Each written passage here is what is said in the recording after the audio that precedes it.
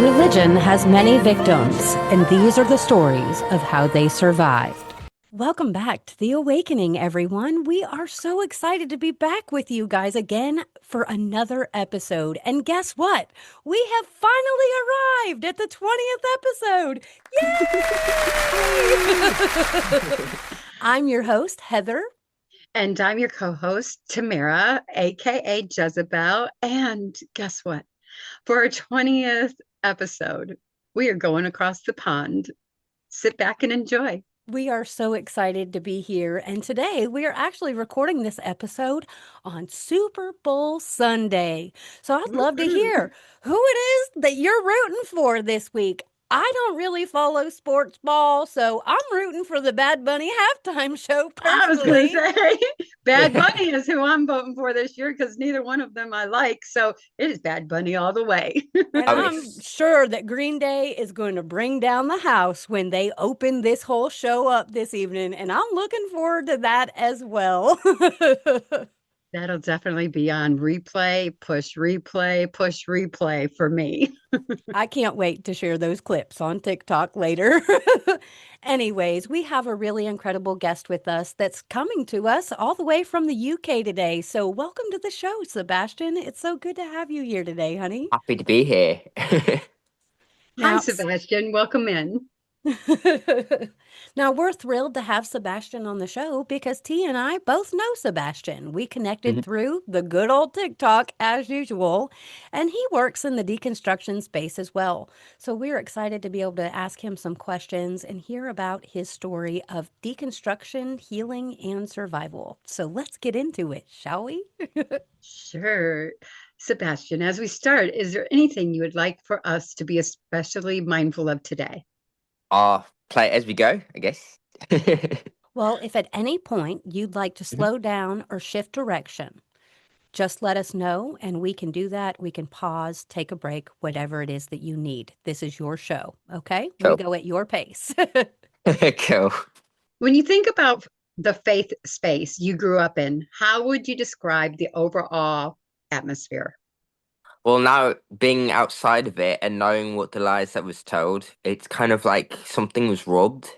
It's like you're a safe space that once was safe to you is now a stranger to you, and it's a very, very peculiar feeling. It's like everything you once knew. It's like you're looking at it from a stranger, Yeah. as if you were a stranger, and you can't relate to what used to be familiar, and it's like living in a twilight zone, kind of looking into who you were and not recognizing who you were, and Yes. knowing who you are. It's like you're locked out of what was and now what is. And that is so profound, saying you don't even recognize who you once were. Hmm. Because I know so many of us that come out of these systems, we look back on that person that we used to be and the emotions that we carry when we look back on that person. It's sadness, it's disappointment, it's frustration. There are so many things that go into that. And we know that that person could never be the person that we are today. Exactly. It's like, how did I not know as a child that I was in a cult? Yeah. And the awareness that comes with when you look at yourself and you kind of see a split version, yet somehow or another the voice sounds the same. It's just a younger part of you, and you looking at that like in complete, I don't know how to explain it, but it's like an emotion that you really cannot fully understand unless you actually walk it. Yeah. I mean, I had Sebastian. to completely disassociate myself from it to the point where I had to change my name because my dead name um meant my God is your way. I'm like, no, it ain't. Not anymore. Like, he didn't step in when I was being abused as a gay man. Um, he didn't prevent those from harming me. He didn't step in. He didn't shield me as the Bible claimed he would. Yeah. So when you were in this faith system that you grew up in, Hmm. I know that we all felt comfort and different things from these things. So Hmm. when you were part of that faith system, what made you feel like you belonged there at that time when you were deep in it, fully believing it, what made you feel like you belonged there? Because they mutually affirm each other. They don't ever question each other. Ooh, that is That's so deep. good. That is so good. Yeah. What are some messages about yourself that stayed with you for a long time? The principles of showing kindness, mercy, and compassion, that's what I left with. That's what I still hold to my core. That's the only thing that would ever still resonate with me is showing mercy and protecting the least of these. That's the only key takeaway I can take from it. Yeah. When did you begin to notice that some of the messaging might not fit you anymore and it didn't apply to you and your life? Or maybe you saw it in a different light than the way that it was being taught? I can't resonate with being called a sinner. I can't. I don't resonate with the concept of sin. I mean, to believe you're inherently broken, kind of like how Heather and I have messaged on one of her posts on TikTok saying about the lyrics in some of the songs that they have. Like, Yes. even while they may be well intended, there's still subliminal messages in it, like Corey Asbury's song Reckless Love. I couldn't earn it and I don't deserve it, really. Like you're Yes. not inherently deserving and worthy of love. And like in Casting Crowns, Love Moved First, and it was like I couldn't cross that bridge even if I couldn't cross that distance even if I wanted to. Like, mate, you can't reach out for love. You're not inherently worthy of it. This is what their subliminal messaging is that you're not worthy of it, that you're always going to fall short of the glory of God, that you're always going to be falling short. You're never going to be enough. It Yes. is damaging. It can be so damaging to subliminal damaging messages to a child's mind in their Yes. developmental years. When you talk about feeling broken and being broken and those feelings that become so overwhelming, that you are so indoctrinated with, you know, even in my mid 50s, there are external things that I'm very capable of holding boundaries with or saying this does not affect me or this does. But when it gets down to the internal part of me, there is a core part of me that's like, I Yep. still need to deconstruct. I still need to Yes. make sure that I'm understanding that the Christian wording of things does not apply to me in the secular world. Exactly. Yes. And we got to think too, is we've talked about this other weeks before on the show, but this subliminal messaging causes mental and emotional trauma.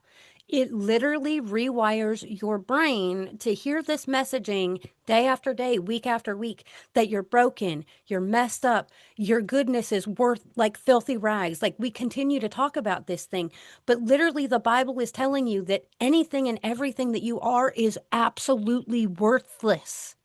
And Hmm. that is the messaging of Christianity, that you are worthless unless you have this outside force that you cannot see, that you cannot touch, that you cannot feel. And that doesn't bring healing and wholeness No, because you're and giving it all teaches your codependency. and you're giving all your agency away when Hmm. really you're responsible for healing your brokenness, you know? Hmm. If it was Like brokenness to begin it with. takes Yeah. it makes you feel codependent on something you cannot see. Yeah. And if I can say here, that is so true because the Bible has that scripture in Psalms that says God loves the broken. And and I'm probably putting two scriptures together in the contrite spirit. Okay, they do it all the God loves time. a broken and Right? contrite spirit. Right. Yes. But he despises the defiant. And I think back on all the times that I was referred to as a defiant child, as a stubborn child, as a child that refused to just submit willingly and obediently. And I remember asking my father one time, why did my sister get such a light beating? But, he would throw a 2x4 at me. And my dad looked at me and he said, because your sister is tender and she'll start crying and you will stand there and defy Oh, me until there is nothing left of whatever I'm doing. And that really stuck with me because then it was like, oh, well, maybe, maybe I'm broken enough for Jesus to love me now. oh And it Wow, was. that's wow. profound. That And is then I so realized messed now as up. an adult, I'm like, that is just such fucked up rhetoric That that is Yes. I vile. was that I was trying so hard to be so broken to be Yeah. able to be loved. It's like, what Yes. the fuck was I taught? Yeah. I mean, I reference this story a lot where I'm just like, I will never be that prodigal son that returns. Yeah. I won't either. I will not either. And I always say it is that story of the dog returning to its vomit. That's exactly what returning would be for me because Hmm. that place literally almost cost me my life. Okay. Like I got the fuzzy socks, it broke my mind.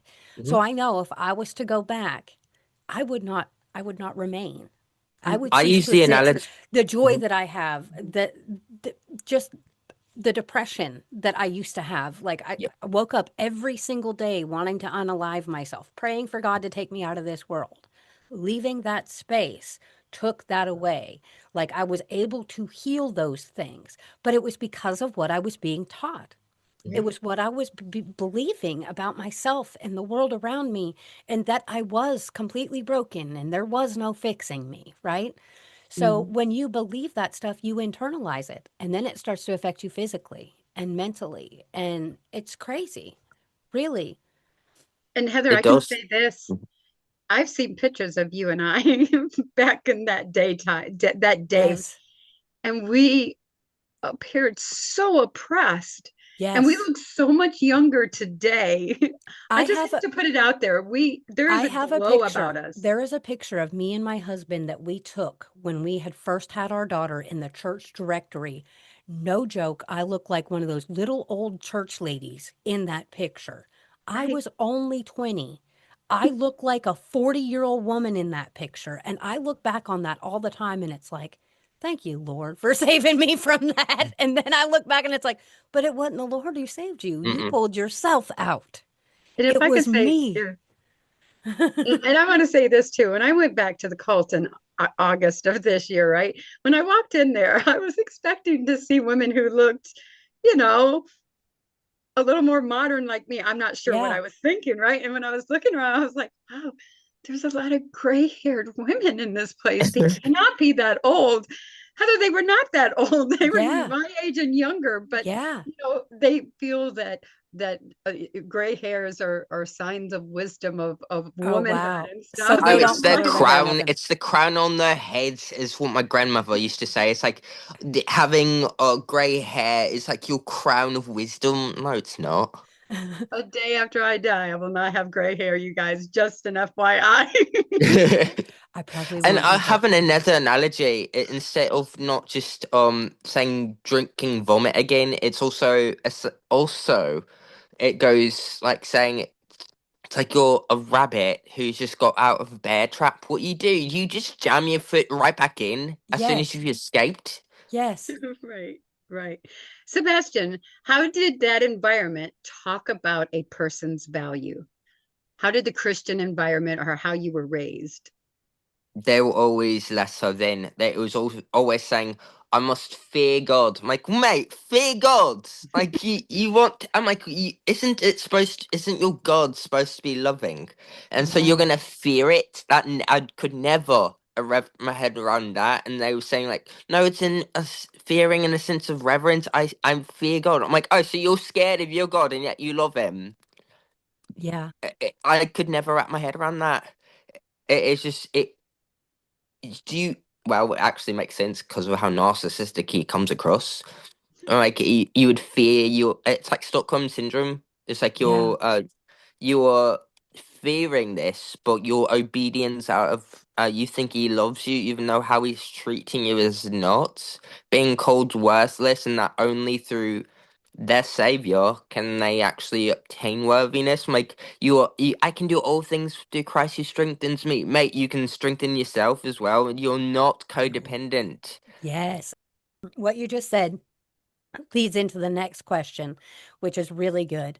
And the next question is, how has your understanding of your value changed since you were in that system? That's also a good question because part of that is why I will always choose my self autonomy over ever bowing down before that God. I will always choose my will over his any day because I have kept myself safe. I've got myself out of hard situations. I've got myself I've persevered through places where I could have ended up homeless, and I fought to stay not homeless. And so he didn't save me from that. I did. I mean, I wasn't rescued. I rescued Yes. myself. Yes. Could you elaborate on that a little bit? Because Yeah. Heather and I know a little bit of your story, but I'm sure the audience would like to know Well, some of your story. recently I was about to be evicted from a place here in the UK that was provided by the UK. So I was went up there to challenge it a bit, and they because the first time I got on in there, there was an appointment I had, and they had said, "Oh, you do not qualify for this housing because you missed your appointment." And I was like, "Mate, I may have submitted something that, or I may have come up there because a mate of mine had tried helping me print out something to give them that was." I was embarrassed because my mate had printed out the wrong information. So because I didn't submit anything that day, they had said, "Oh, we're classing you as missed. That you didn't even show up." I'm like, I rang them up saying, "No, this is not the case, and I've also booked another appointment for this." But um, the mate that was previously giving me the ride to go up there, um, he was like, "Oh, we're not available to take you up there again." So I took out of £60 out of my bank that I had, um, that I barely had enough for, and so I got myself a train back up there, whilst also being sick at the same time. Had a cold. I was still coughing and had a very drainy nose, and I fought myself up there to get there. Whilst it was still cold, and so I'm the one that persevered through that. There was no God that made sure I got there. I am that. Yeah. And I'm the one that saved myself for that situation. It was a battle that I won, not a God. Yeah. So you were raised in this high control religious environment. At what point did you start waking up and realizing, yeah, this is not going to work for me. I have to get out of here? Actually, it was a process after I met someone who I loved deeply, who is pagan, and actually opened my eyes to paganism, and also opened my eyes to the world of tarot, which has kept me safe and even though as a child I was very much intrigued and interested in the magical arts, which I practiced a little bit, even in the broom closet.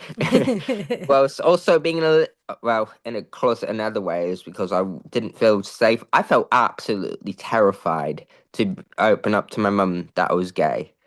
Uh, Yeah. so many times I wanted to tell her, even though it felt like there was like a cage that I was trying to say, is it okay? I almost had said something, and then again played chicken shit. And I was like, Yeah. nope, can't do it. It's not safe. Not yet.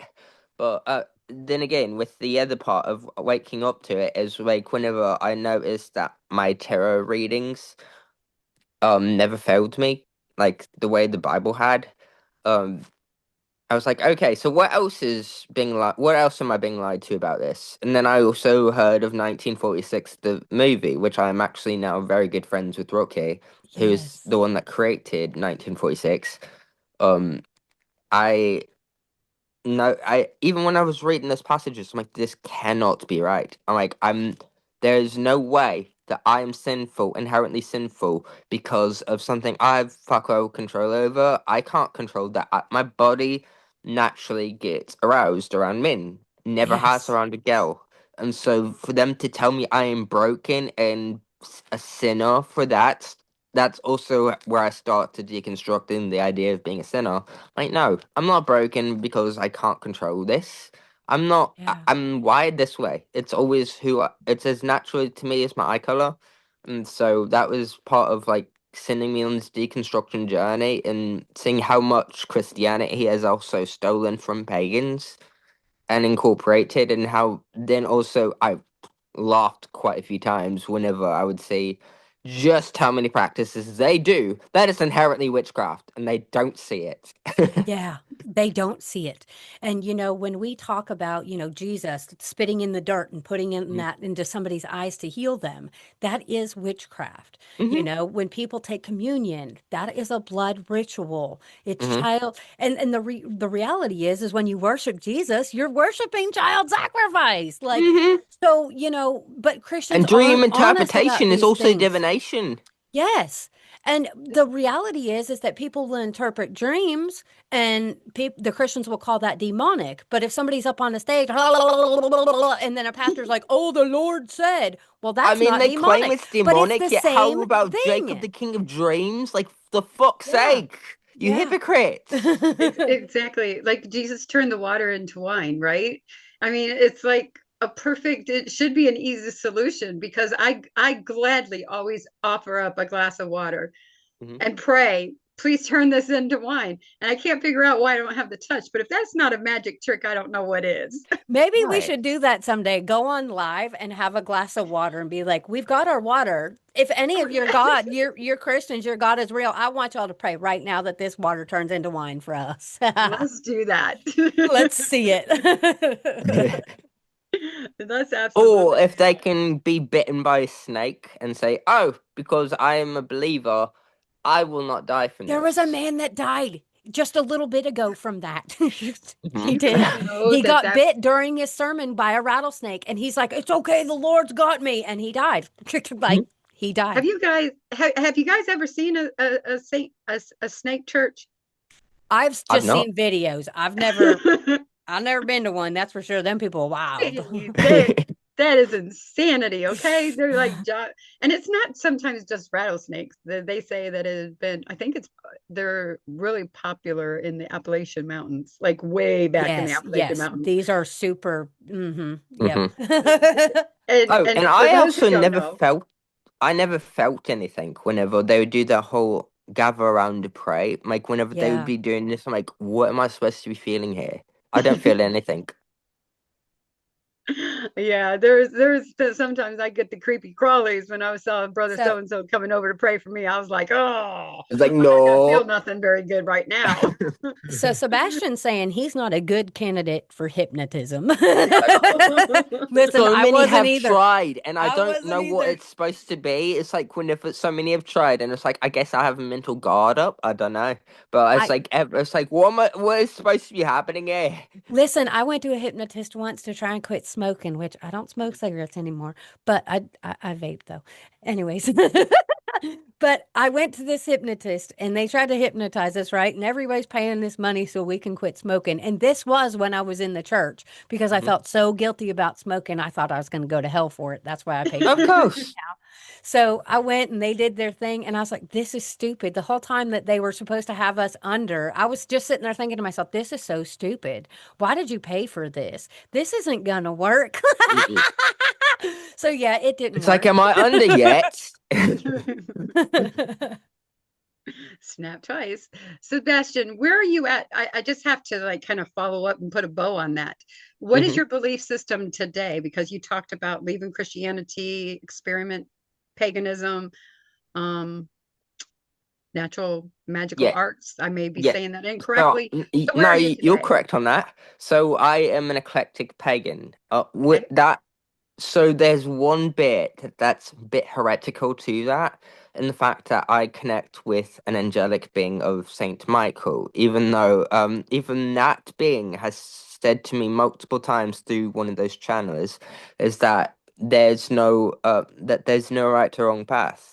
And that would be heretical to what Christians believe anyways. So Yes, they think Yeah. that Christ is the only way, that only through Christ I'm the way, the truth, and life. No, yes, love is the way, the truth, and life, not Jesus. Do you think that what I try to make this an analogy to Christians all the time is that, do you worship the message, or like if someone gives you, do you worship your postman because he delivers you the post, or do you accept what was delivered to you?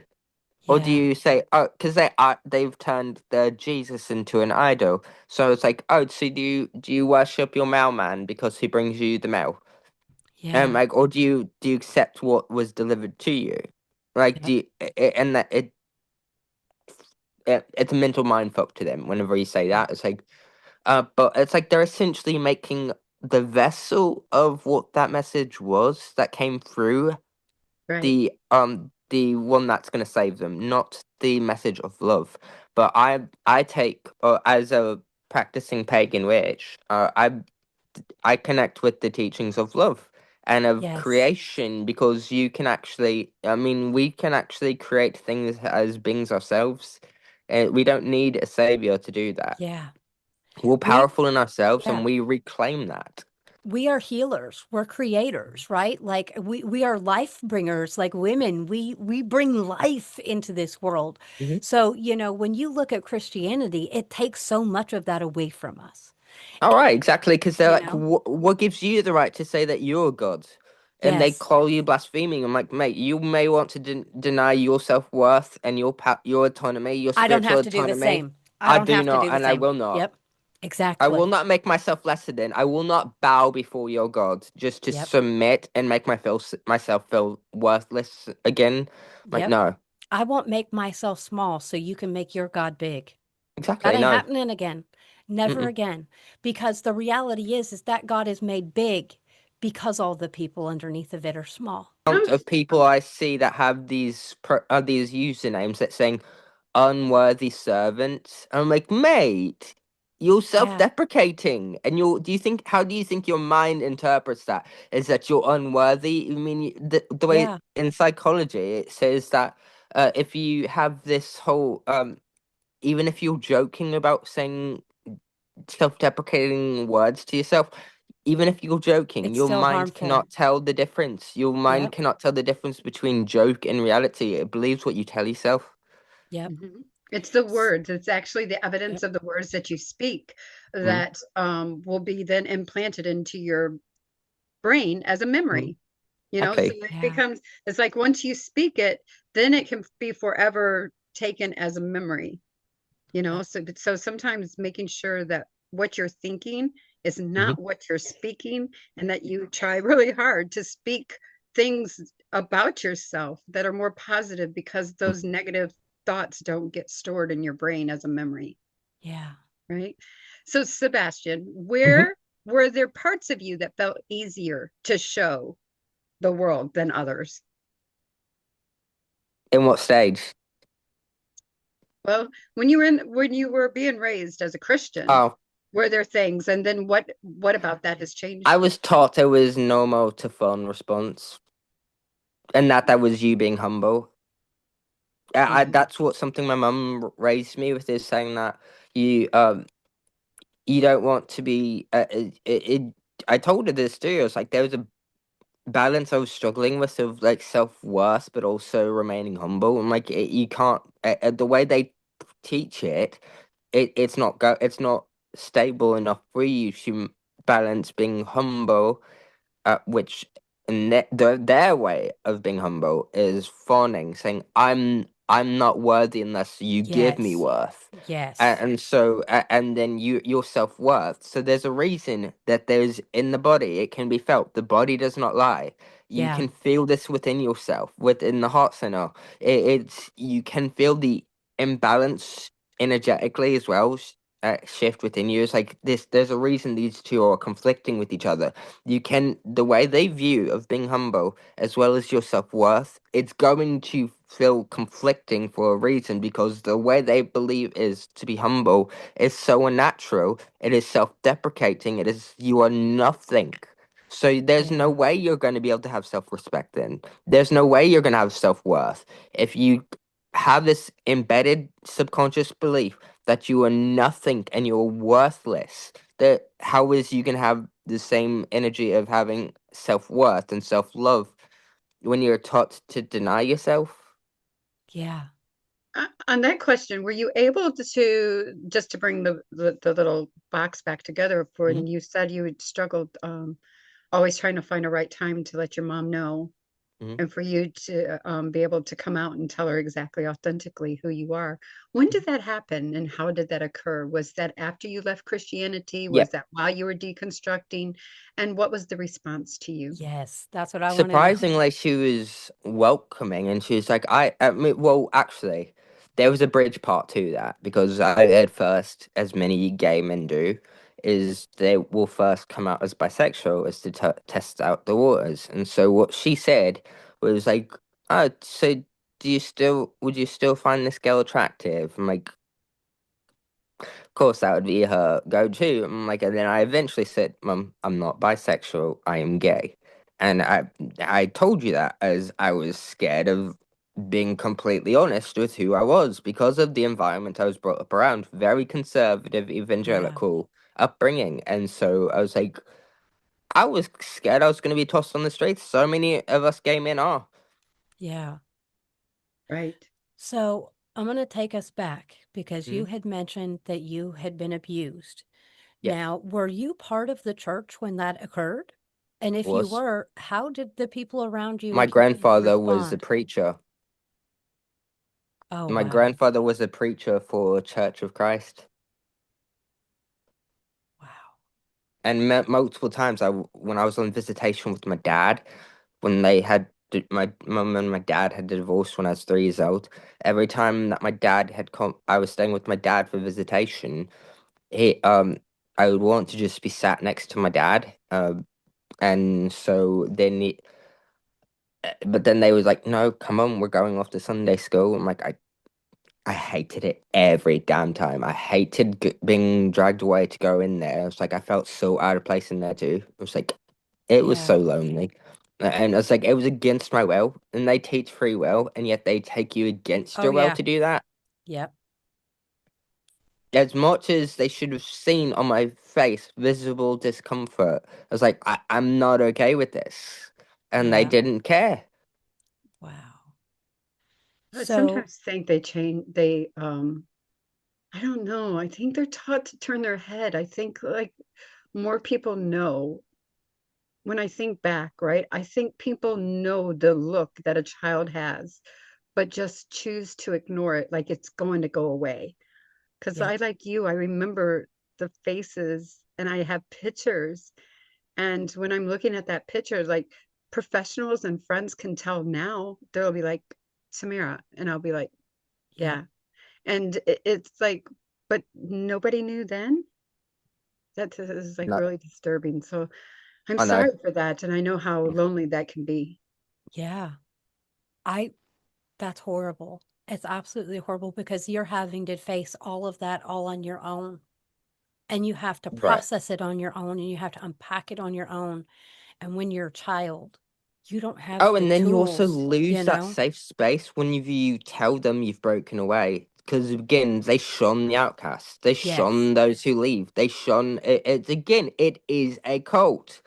Like you will Mm-hmm. lose family. You will lose people you once thought was safe. You will lose people you thought was you could trust that you was brought up. Everyone you knew, because Yes. like once you're considered you're considered reprobate or an Yeah. outcast. You're considered a You're backslider. lost. Yep. You're You're you're lost. you're yeah, and so But that they won't associate with you. They've excommunicated you from the group. You're no longer one of them. So Yep. you lose family and those who you like. Even I've done that with my cousins. Anytime I bring up something, I'm like, they bring up my cousin that was recently. He FaceTimed me and he was just like, "This is. Do you remember Grandma's house? Do you remember this? Do you remember that?" I was like, Yeah.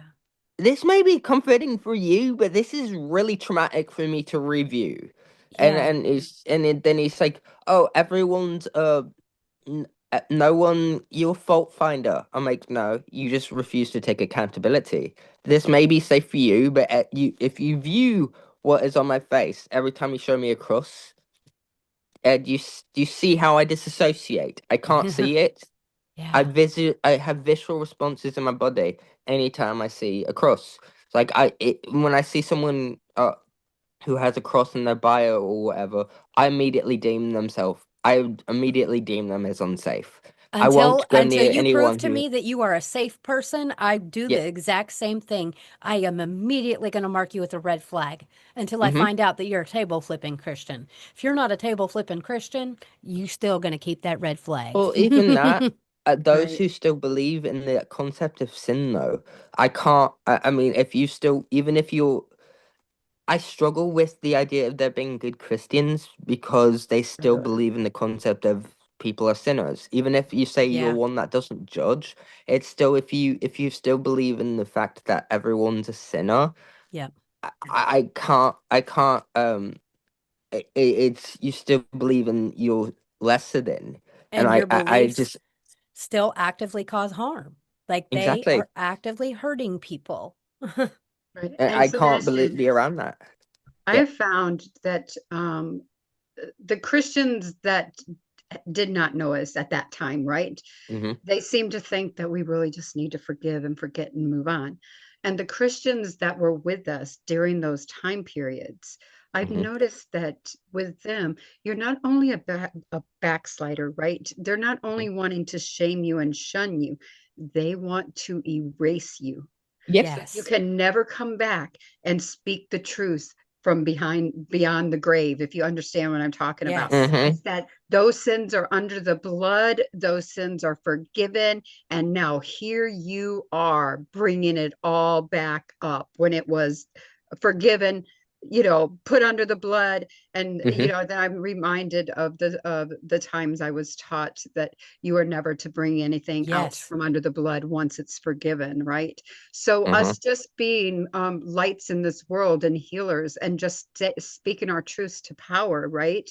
We are taking all of those things that they believe is a blood covenant and exposing it to the world. So we are then deemed more awful and more horrible and wanted to Hmm. be shunned more, because now they have to do the back they have to backtrack and try to rebury it again and say, Yep. well, Yeah. this was then and this is now and God's forgiven and everything's good.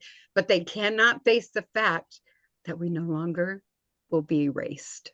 Nope. Yes. Yeah. Yes. I mean, I can't go into a church without wanting to carry a match with it and set to light. I've jokingly said this around. I've said if I set foot in there, I will either openly carry a tarot deck, bring the most satanic looking, or in their view, a Yeah. satanic looking outfit, gear and attire, and I will bring in a match and I will set to the blaze. Mhm. It's Yeah. so that nobody else has to be harmed. It's like it's not safe. And like you can, every single one of those churches are built with blood. It's like that scene in Forrest Gump when Jenny Hmm. goes back to her childhood home and she just unleashes all that fury on that home because of Hmm. everything she endured in it. That's what I see when I look at the church. Yep. That's what I see is all that harm, all that abuse. And I have that fury, but that fury is what fuels me to host things like the Awakening podcast. Oh yeah. It's And it's what not just I turn that. that rage into purpose instead, because the Yep. reality is with our rage, we can either go out there and destroy a bunch of shit and burn it all down, or we can Hmm. let that fuel our passion to pull other people out of the wreckage. And Exactly. that's what And I it's do, mind like control. set you It is on mind control. fire. Yup. I don't But do this often it's on mind Sunday. control. It's just that they are also. It's like if you're a fan of DC Comics, like the Mad Hatter. One of the things that the Mad Hatter does in DC Comics is that he has these little hats he puts on these to make sure they're under his mind control. That is exactly how these churches run. Yeah. And I just was going to digress a little bit and say, Amen, brother, preach it. It's a Sunday, and I don't say that very often anymore. Actually, I never say anything on a Or Sunday, to but make it go even ahead. gayer, because you have a gay guest on it, why not say "Amen"? Amen. Man, Like, Hallelujah. or "Ah man." Oh wait, we need that What was it? What was it about the communion guys? We need that communion guy back again. Yup. Sebastian, so she was saying that we could bring our wine, we could bring our coffee, we could bring whatever we wanted. We can, to Oh, our yes. awakening podcast. And I was like, well, if I can bring a cabana guy, Uh-huh. I'll bring Oh, I wine. would love that cabana guy. I was like, can I have that banana? How does Cougar crow? Okay. Oh, So, and yes, Jezebel, what is yes. that around your neck? It looks so cool. Oh, it's a tree of life, I and it love has that.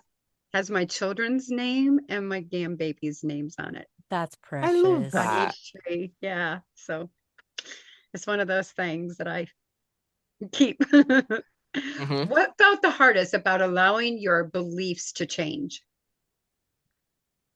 More so as it's the Christian view of that if you that stepping outside of it is that oh you're going to burn in hell. You're going to the more you question, the more it's like, am I still safe? Am I still forgiven? It's the whole unbelieving of what they taught you to be. It's like it's an identity crisis. You're having to break the mold of what you was.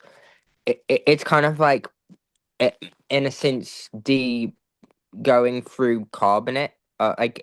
If you remember in Star Wars, whenever Han Solo was put in carbon, he was carbon frozen in carbon, and so whenever the Leia makes him melt from it, it's a fear. You have to get through Yeah. that fear. You have to break free from the fear of like, am I still safe? Am I gonna be eternally damned after this? You have it the process of deprogramming all of those beliefs, and it is worse than when you're going through it. It is worse because the terror of leaving that, the terror of disassociating and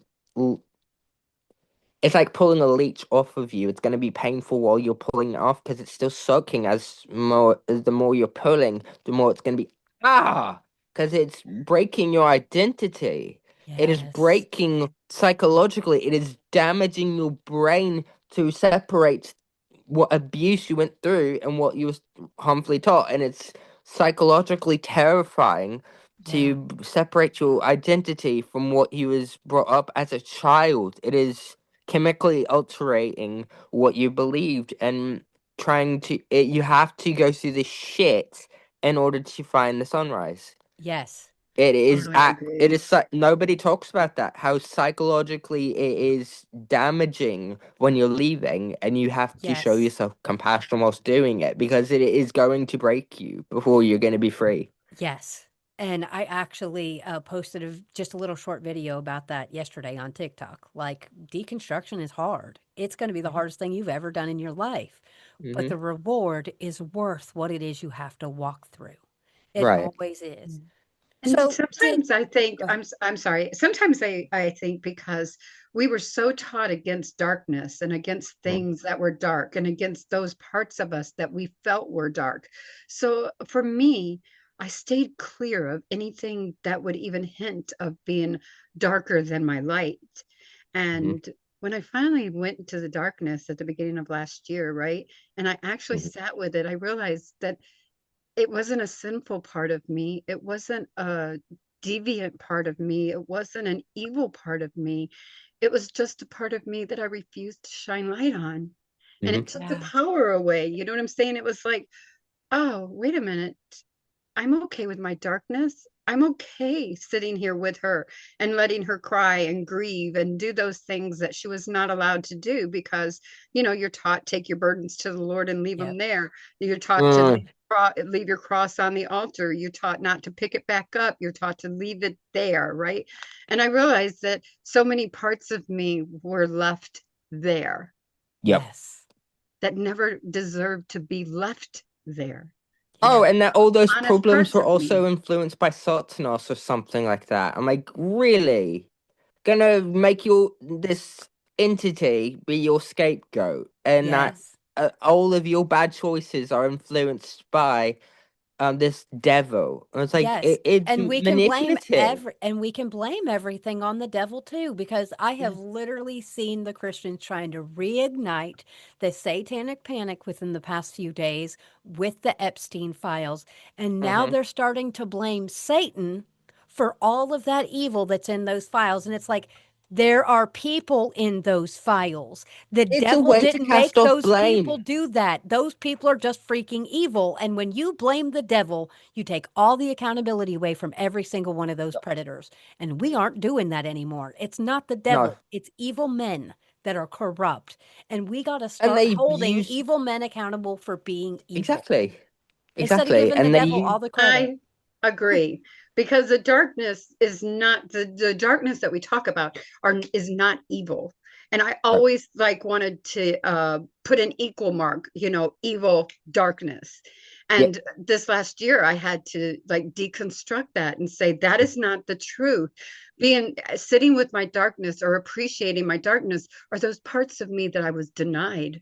It was Yeah. grief, it was sorrow, it was tears, it was being erased, it was being made to nothing, as if my life didn't matter, as long as the people that did the harm were forgiven and were going to be able to go to heaven. And it was just like a really eye awakening moment. It's like, wow, I'm not afraid of the dark anymore. It is who I Exactly. am. in So, fact, I'm drawn to the dark. I like it too. Mhm. Mhm.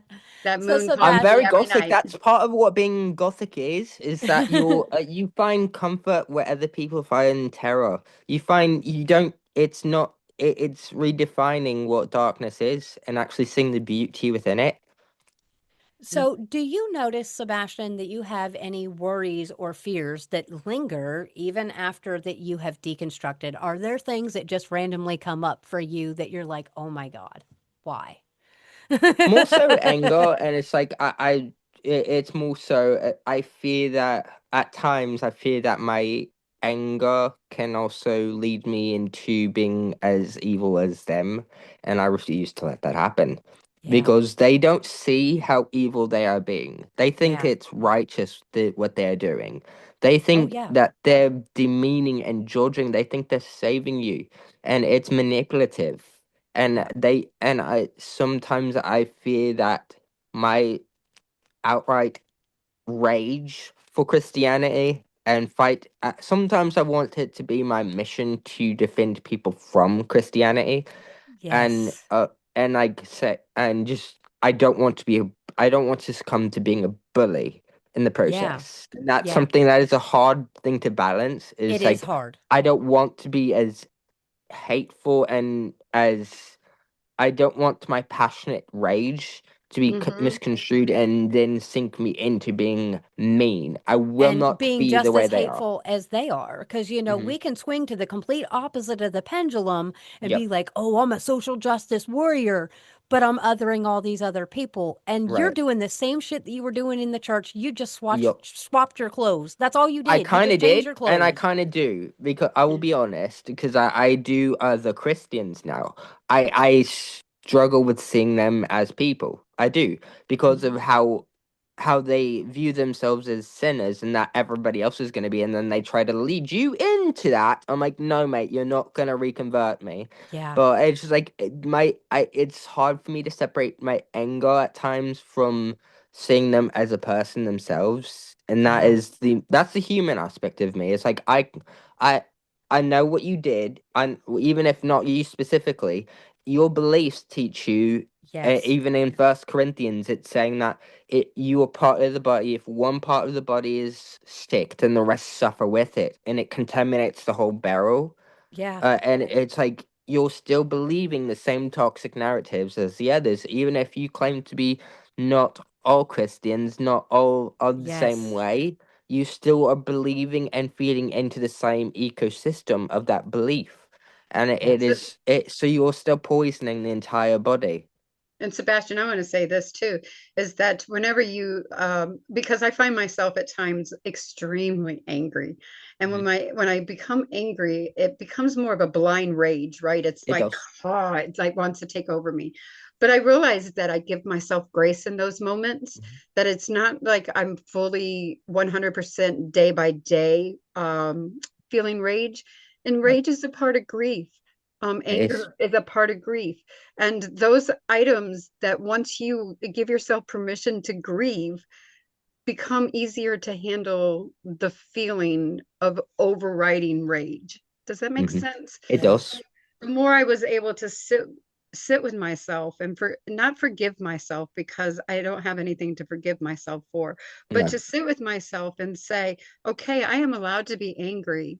I am allowed to be passionate.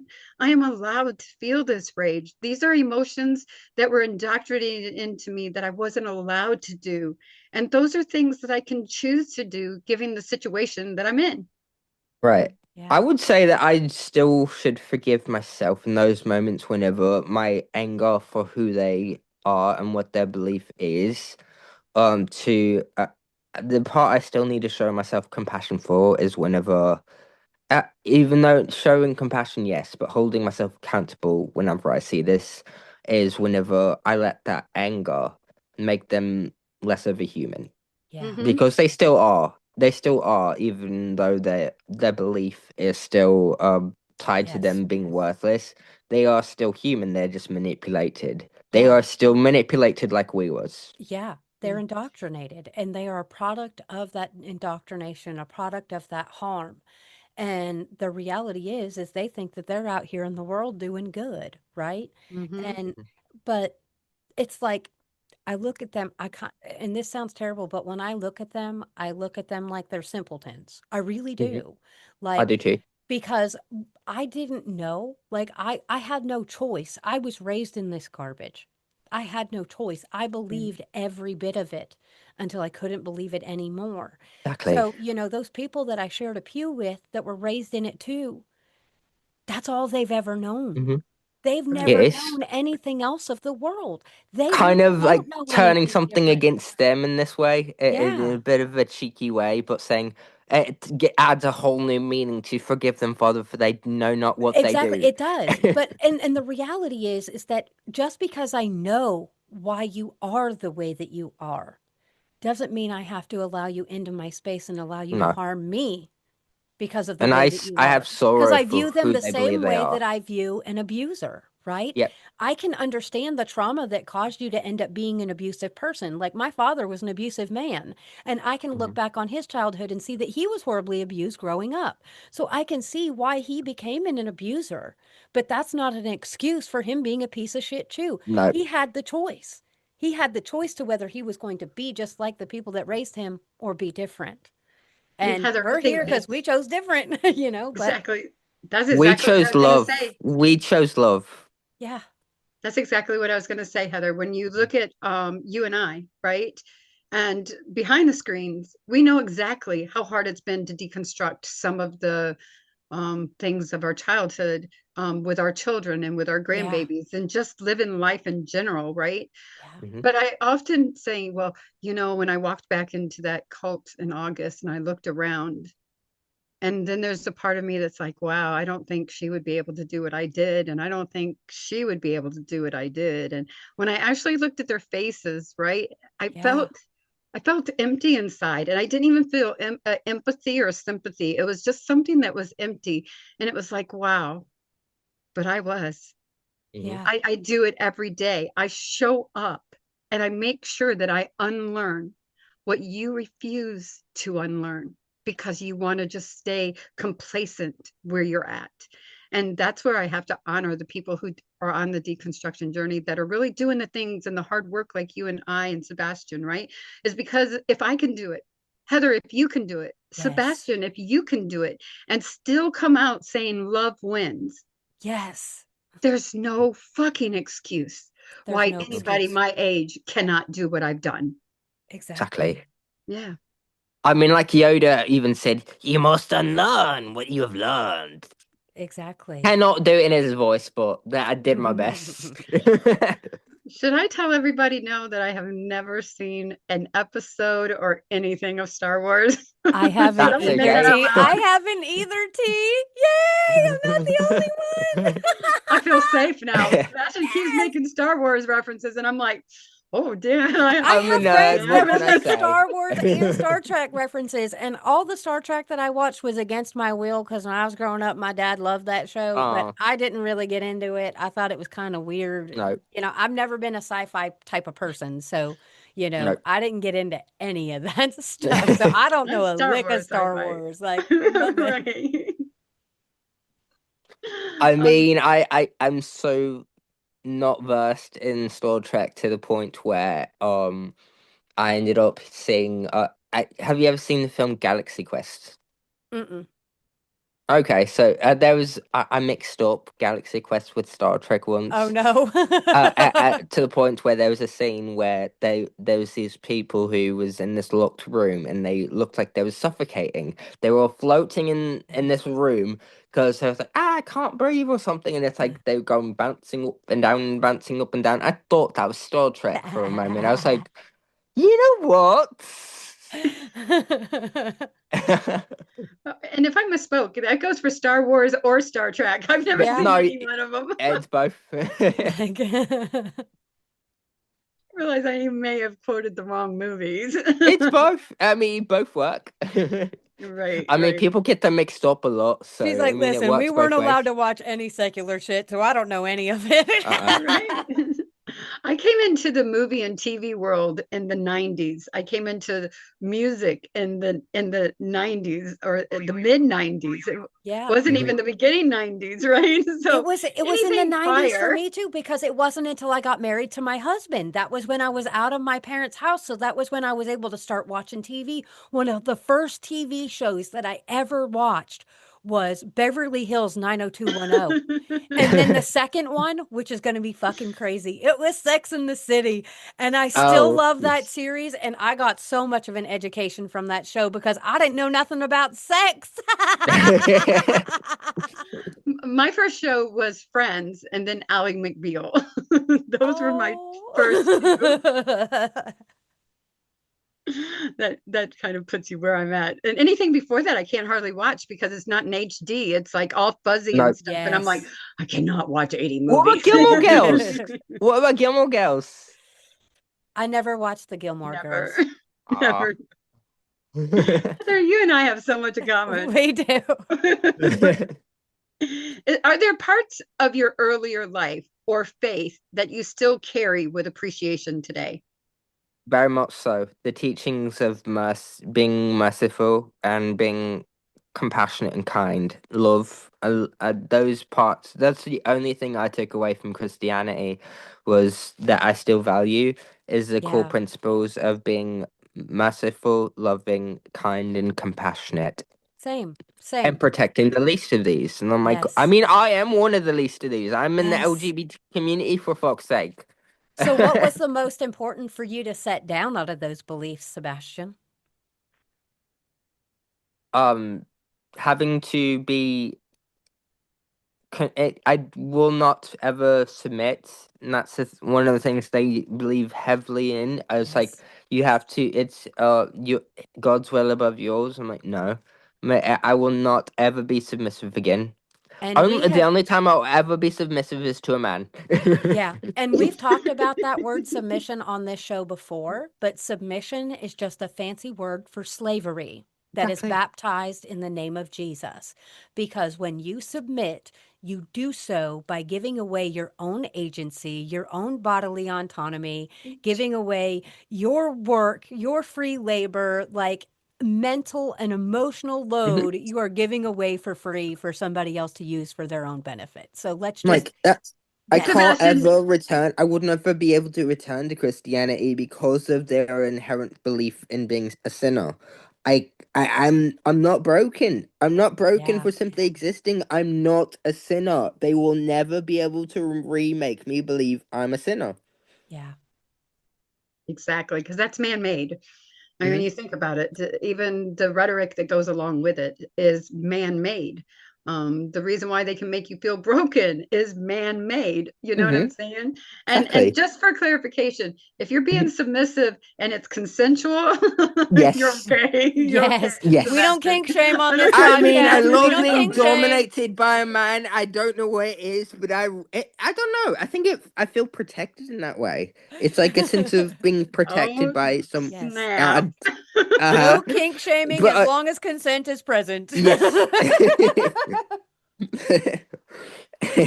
Be a freak. Oh, Be and a I freak. have been. I have been, and it's the best feeling. Oh. I'm gonna start blushing. Okay, so to the next question. Yup. Sebastian, where do you notice growth or relief compared to where you started? Relief in knowing that there's no heavy weight to bear of needing to have an external savior. Yeah. Hmm. Yeah, and also, I mean, there was a feeling of guilt as a gay man of whenever I was a teenager, and every time I would self pleasure with watching corn. I have to say that. But so watching that after self pleasuring, I would always have to. Hated that I did this, but every time I would this indoctrinated feeling of saying, "Please forgive me. I'm sorry. I've self pleasured." It's like this inherent Wow. shame that you are put in. They put on you. It's Yes. like self pleasuring and experiencing any kind of um for masturbation, you Yeah. have to apologize afterwards, like saying, I won't do it again, even though you know you're going to do it again. Yeah. But it's like it's this feeling of shame that Yeah. it washes over you. It's like I am dirty rotten for doing this. I am a sinner for doing this. No, the fuck I wasn't. Yeah. You But I were mean, just it was you in were that just moment enjoying you the feel. body that the good Lord gave you, okay? And that's Yup. we have talked about purity culture and the harm that it Yes. causes, and that is one of the things that it causes. It Yep. causes us not to have a healthy sexual relationship with our own bodies because we're taught to be ashamed of that. And the reality Exactly. is when we're ashamed of that when we're Exactly. alone with And pure. ourselves, that carries on when we're naked with somebody else and trying to get intimate. That shame is still Exactly. present. And it is so harmful because so many of us can't figure out how to even express ourselves in a healthy manner that feels comfortable with No, us because all we can feel is that shame. And it is another thing that we have to deconstruct is being ashamed of our bodies, being it ashamed of is. sex, being ashamed of pleasure and having desires and things that might fit outside of the box of just doing it missionary style. You know what I'm saying? Like, let's be so for Exactly. real about it. And again, this is Right. why we have these conversations because for you Yeah. to feel ashamed and feel like you have to pray, you literally, every time that you are enjoying your own flesh, which is what we are Hmm. allowed to do, something completely natural, and then there you are feeling so much shame that you feel like you have to pray for forgiveness for that because you felt like Exactly. hell was looming over you because you Yup. did something natural. And that is sickening to me. It's It is. frustrating to me. And it's another thing that damages our psyches. And It Yes. that, does. I hate that that was your experience. What Purity I horrible. culture remember is not just shaming women; it's also shaming men. Yeah. when those kind of things happened, like the first times after I left the cult, I remember saying, God, please don't look right now before I did Yup. it. And I would be like, Yeah. what the hell is the matter with me? I'm asking this like person Oh that no, is it's in like the my walk of room. shame. It's like this walk of exile, this walk of shame. It's like no. He's like, I self pleasured and now I got to do the walk of shame with myself. I know. It's I'm like so no. sorry. It's so much like. Have you ever seen the second film of The Lion King, Simba's Pride? Yeah. Yes. So remember whenever Kovu ends up going through the walk of shame as an Mm-hmm. adult, was like exile, disgrace. Look at the Yeah. scar on his But face. that's It's like exactly how that. you feel. But that's exactly how you feel about yourselves, though. Hmm. And that's what people don't realize is that is literally what we're speaking over ourselves, what we're feeling, what we're made to feel about ourselves. And And also we when should you never leave, be ashamed of ourselves and with that's something also so what they freaking natural. Like, exactly, and that's what they do when you leave as well. Is they yes. just do this look of exile. You are now shunned. You are Mm-hmm. no one. You are othered. You are compared to in their book a leper. And Yeah. you know when you're walking that self walk of shame, right? you Hmm. have you have aisles filled up with people's faces. it's Oh, like I know. it's like your brain instantly shows you back sister so and so and brother so and so. It's like I instantly Yeah. get Hmm. this recollection or in my brain of the people of the church that I left that they're lining each side of my hallway as I walk to the Yup. bathroom. It's like It disgusting, right? It's like is where do their weird. faces come from? Exactly. Yeah. It's like if you was in prison and someone's just it's like oh, and them saying that God is always watching you. It's like even when you're self pleasuring, and it's like it's Yes. almost as if you're having to do like a if you're on And probation or I whatever, was and you thinking, have someone have to watch you pee. It's yeah. like really, it's And I'm thinking, weird. if God is actually just watching all these people masturbate and he's watching all these people, children get raped, yet he cares about these things but does nothing about it, are they really a good God? Like, be so for real, right? This is something God is concerned about. He doesn't want people doing it. It's evil, it's vile, whatever. But they sit idly by and they just watch. Yep. Whoa, there That's is a for freak. real. That's a sicko. That's a Uh-huh. vile being, whatever. That Like, is a bit of a oh, freak. Like, so watching me get Sebastian. railed on the couch saying pure poetic. Have you heard that actually? Sorry, What do ADHD you moment. But what do you wish people better understood about leaving a belief system? you really, really need to show yourself compassion whilst you're doing it. Yes. It's powerful. Yes. And I think one of the really important things is, and I mentioned this yesterday, but if you are a believer and cannot sit with somebody that is a religious trauma survivor without trying to spiritualize their experience, trying to throw scripture at them, trying to tell them that they need to pray more, seek the Lord more, then you are not a safe space for their pain, for their trauma, Not for their just lived that. Listen experiences. to what listen for them. For if someone who's a Christian who cannot sit by that, Yeah. go back and read what Christ was doing. To look at what his Ministry what was being was around yeah. all the people that the church had turned their back on. And the Yeah. one person that I think of the most is the man that was in the graveyard. The Yeah. whole Everybody was so afraid of him, even the Christ the not the Christians, the Jews, everybody was so afraid of this man that they had him chained up in a graveyard. Mhm. And this is the person that the whole town fears, and Jesus goes right to that person and sets Mhm. them free. And I think, wow, the church is the one that's locking people up in the graveyard. They're not the one that's going and setting people free. Mhm. So, I keep making this That's reference to people that that's powerful. Christianity, as they claim that Christ, that their Jesus is the one that set them free from their chains.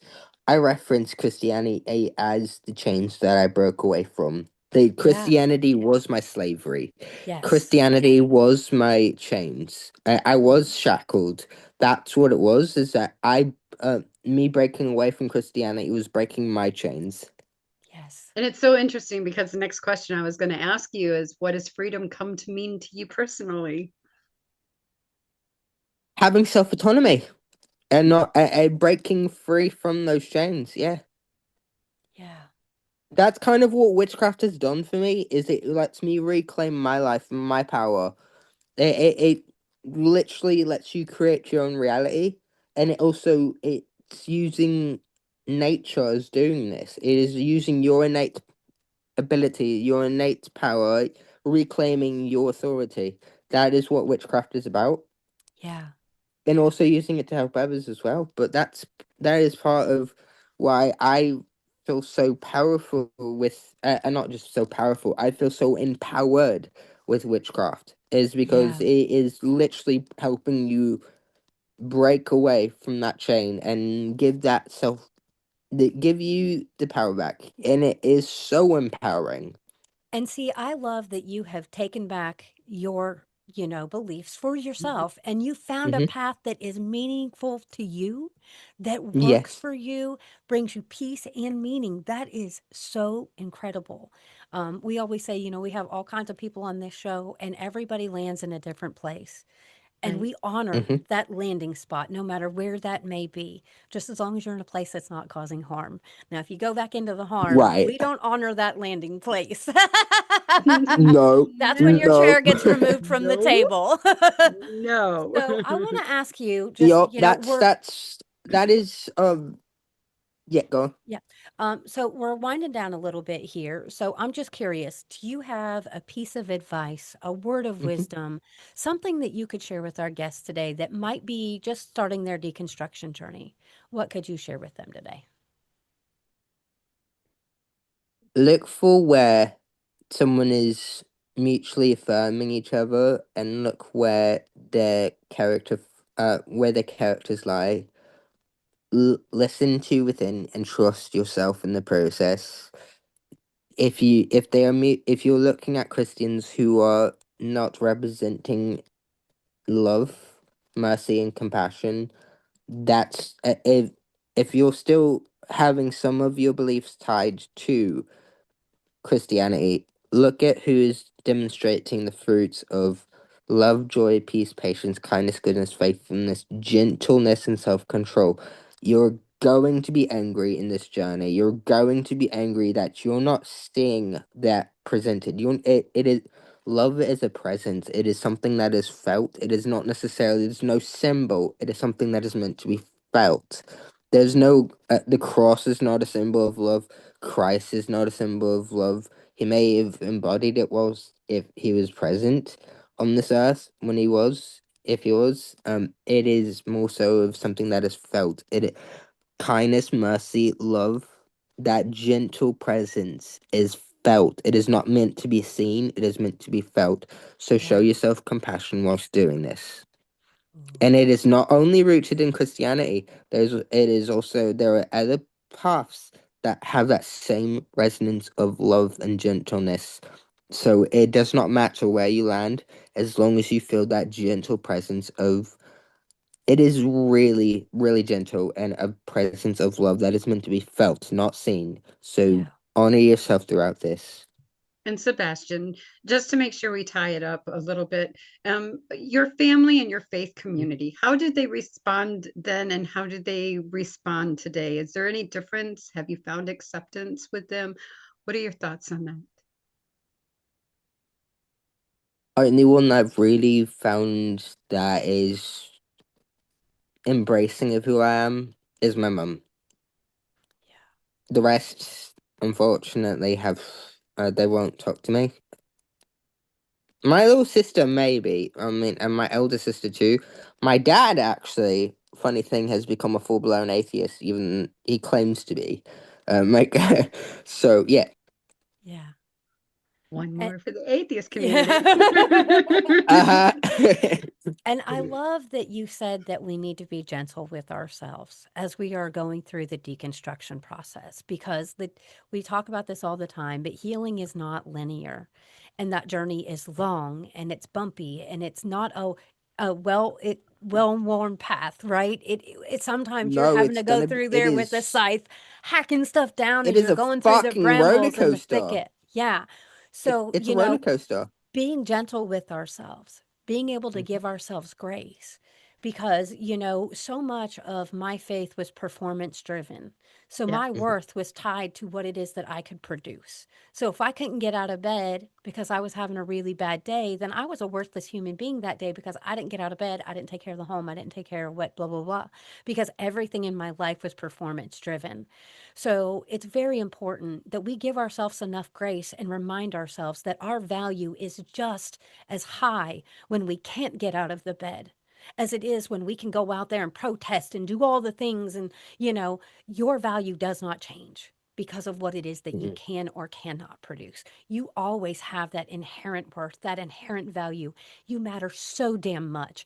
And I just want you guys to know, don't ever let anybody convince you that you're broken and that you're Right. worthy of this hellfire and this torment, because you're not. You have inherent value. And I want you guys to remember that today, if anything. And the other thing that I think that is really important for those individuals who have been on our show is that with Heather and I, there is 100% acceptance Yeah. exactly where you are on your journey and who Yeah. you are while you find and discover your authentic self. And So this just is make in sure. your Meet you where realness. you are. Yeah. We want you Yeah. as you are, not as you ought to be. And it's in your Yes. realness, your rawness, your fullness of your humanity. You can bring Hmm. that all to me, and I'm not going to judge you for it. Because Hmm. the reality is that we're all human and we're all trying to get through this life the best way that we can. Some of us have better tools than others, you know? Hmm. And that's why it's good to share. Because I may have tools that I can share with you that you might need, and you might have tools that I need. And that's why when T says we are healed within a context of a relationship, that is why. Because we have so many things that we can share with one another in community. Hmm. So, Mhm. thank Absolutely. you, Sebastian, for coming on our show today, sharing your story with us. We love you so stinking much. To all of Love our you too. listeners, if you guys enjoyed this episode, as always, please hit that subscribe button. And if you're ever interested in being a guest on our show, I was we actually will gonna. honor I you. We will was. honor your story. We will give Yep. space for you. Just shoot us an email at theawakeningpod@gmail.com. I was actually gonna say if I could at some point do this again because this was fun. Absolutely. We would love to have you on again sometime. That would be fantastic because what we want to do And is like what do an a honor. coffee hour and just sit around and talk about how you liked the show, how the show Yeah. was, what you thought Yeah. about the show. Brilliant. And just so you know, we want to make sure that everything was honored today with you, Yeah. Sebastian. And if there's anything that you feel that you missed out before we let you go, and just to make sure that between, from Heather and I, we love you, we accept Uh, you. And I want to make Mhm. sure that you have the floor one more time. So go ahead. Okay. I mean, especially since it's the 20th and it's the 20th podcast. It also feels like an anniversary of sorts, which is like happy anniversary. Woo! But yeah, Please. it's this is. I mean, this is such an honoring experience, and this is like your calling, and I'm so proud of you. And these conversations are so healing. You know, we always Hmm. Yes. say this every week, but we don't just sit here and listen to your stories. We take things back from every one of these conversations that we have, and it puts something into us that we can Hmm. take with us into the next conversation that we have with somebody else. And I am just so grateful for everybody that is willing to come on this show, that is willing to be raw Yes. and share their stories with us. Your Hmm. pain is so real.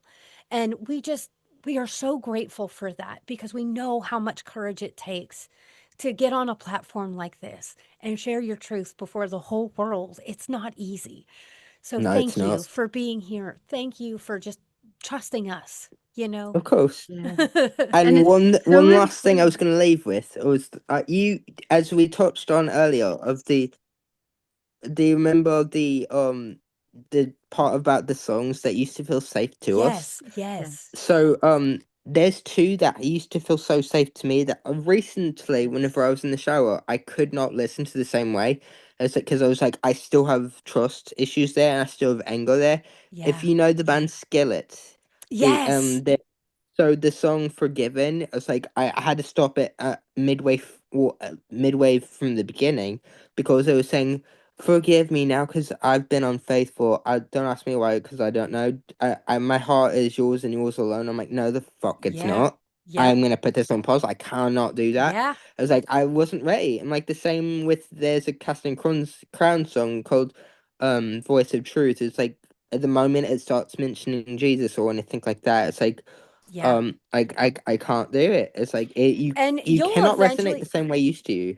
No, you can't. And when I hear that music now, all I can hear is the false doctrine, the bad Hmm. Mhm. things that you're singing over yourself. Now, I can listen to that music now and it doesn't trigger me. Okay. I've gotten to that Right. point where it doesn't trigger me anymore.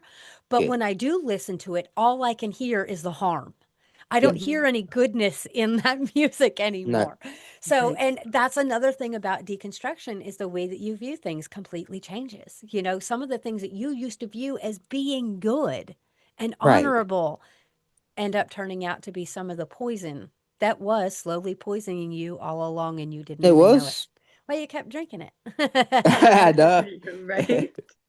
It's like one shot after the Well, other. Let's just knock this Yeah. back and see if we'll get better. And it's like, wait a minute, this is not it making me doesn't. better. This is not doing anything for me. It Let me made us bitter reevaluate my life. instead. Right. Yup. Right. Right. Sebastian, you are a Thank you so joy. much for having me. Yes, Thank you for thank you being for being here. here. We appreciate you so stinking much. And definitely we will do this again sometime. Yes. And Brilliant. just one more thing, Sebastian, when this is all over with, is there anything that you need from Heather and I to make sure that you're okay and safe as you go through tonight and tomorrow and think about what you said? Just your presence, honestly.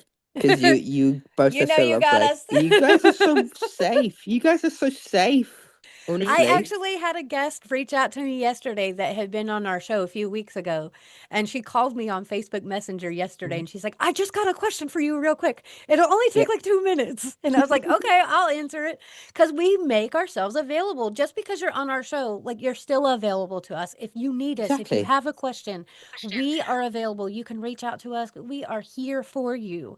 Right. Again, deconstruction is a journey and you need It people to is. trek along with you along the way. And that's And what we're it's here for. messy. It is Yeah. messy. And sometimes it's not that you have a question, you're trying to process a thought that you just Yeah. had in your brain, and there's Yep. like nobody to say that thought out loud to. Yep. Guess what? You have two people at least now that you know you can say those thoughts to, where they won't be judged, they won't be criticized, No. they will just be there. Let you be able to say what that thought is out loud, regardless of what it is. Because Mhm. sometimes it's messy. Sometimes it's not a question that you can think that you would ever be able to say out loud. Yep. But you still need to be able to have a safe person that you're like, Yeah. hey, I'm trying to process this. Can I just say it out loud to see how it feels coming back with my voice? Yeah. Exactly. So come to the awakening. Oh, by the way, if y'all haven't done it, we have a YouTube channel, and I want to announce that here because we are literally like 7 subscribers or so away from hitting our goal. So if you guys could please subscribe to our YouTube, that would be really incredible because then we would be able to have live, real-time conversations with all of you. So thank you Whoop, whoop. guys so much for being here with us again this week. We will catch you back here again next week for another episode of The Awakening.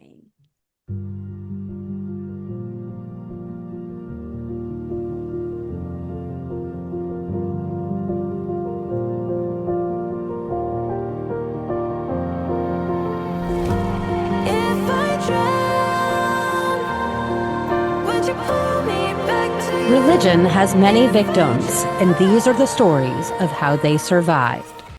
The preceding podcast is solely owned by the host or hosts and is distributed by Big Media LLC. Copyright 2026.